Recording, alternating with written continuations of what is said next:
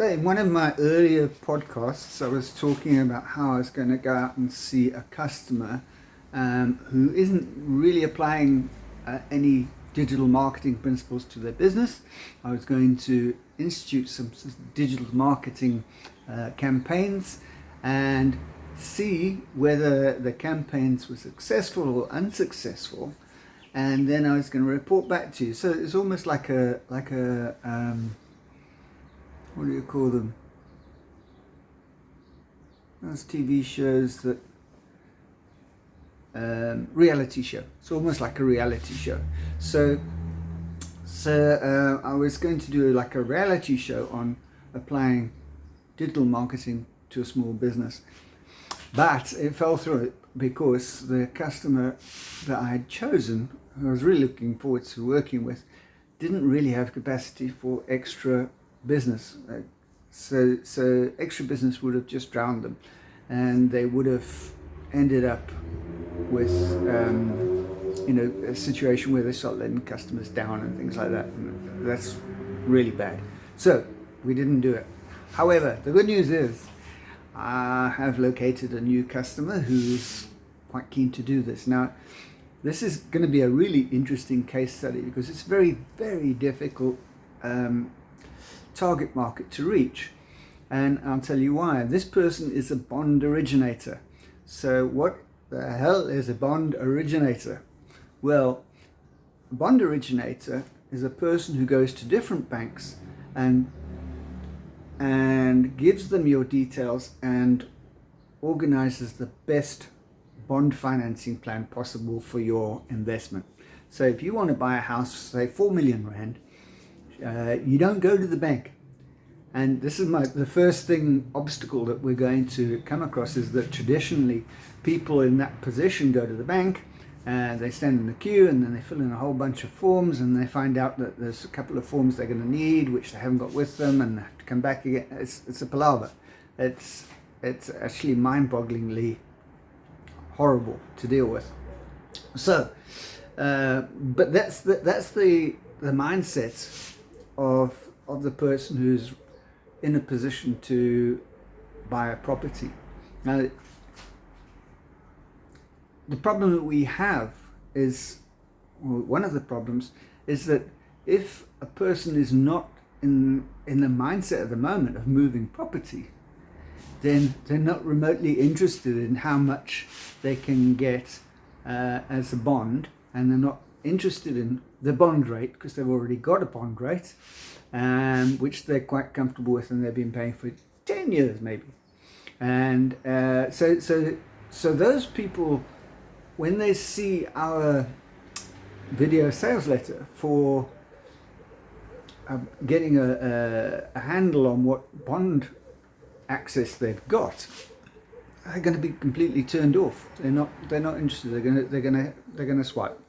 So our challenge is to put it in such a way that they don't swipe and that they're interested right through to the end, because even though they weren't interested before they came to our video, we want them to understand that it is something that could help them a great deal. Now, if you're in a property and you bought it 5 years ago, 10 years ago, you know all the neighbours, you know the local drinking spots, you know the school, all those things, then you're really not in the market, or are you? You see, that's the thing. You see, people don't know what they, it's like watching TV when your TV is a bit fuzzy. Unless you've got a high definition TV next to it so you can see the difference, you'll never be able to focus on that. So you won't be aware of it. So our job is really, really difficult. We've got to find people, and then we've got to show them they've got a problem. And the problem they have is they're living in a property which isn't ideal for them. It suits them in many, many ways perhaps, but they could do better. And that's the problem that we've got to kind of make people aware of. Once they're aware that they've got that problem, the next thing they'll want to know is how much bond they could muster. So that gives them an idea of what sort of price range of house to be looking at.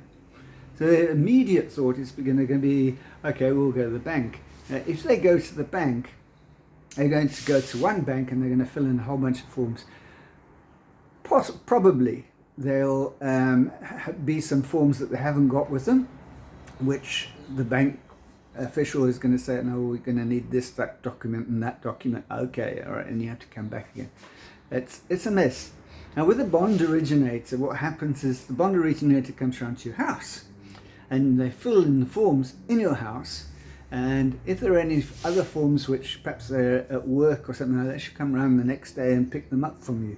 So it's a much tidier way of doing it. The second thing is that she will go to 3 different banks and get 3 different quotes, and each one of those banks knows that they're competing for this business with the other banks, so they're going to give the best rate they possibly can. So it makes just far more sense to go to a bond originator than it does to go to a bank. Now, it sounds like I'm trying to sell you on this concept, but I'm not. I'm just trying to point out what the difference is. And there are so many people out there who haven't any idea about what a bond originator does and how useful it can be.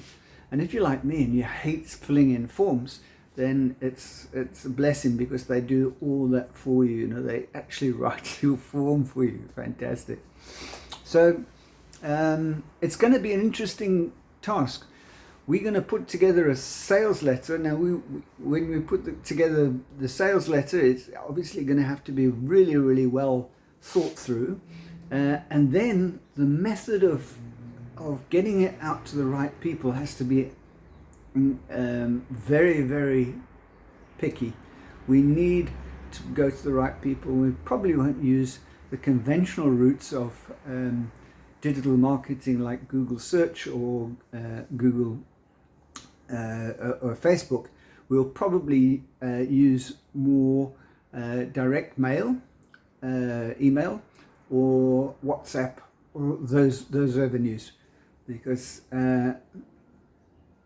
we'll then be able to piggyback on existing clients with that customer and try and garner some more. It's a whole process, and you'll be able to follow it and see how we navigate between to get what we're looking for, which is the right customer in the 4 million to 6 million rand property range, who perhaps could do better than the property they're living in right now.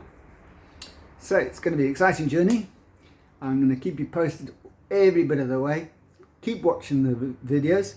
In my next video, I will have done the very first video sales letter, so you'll be able to see it or hear it. And yeah, it's going to be an exciting journey.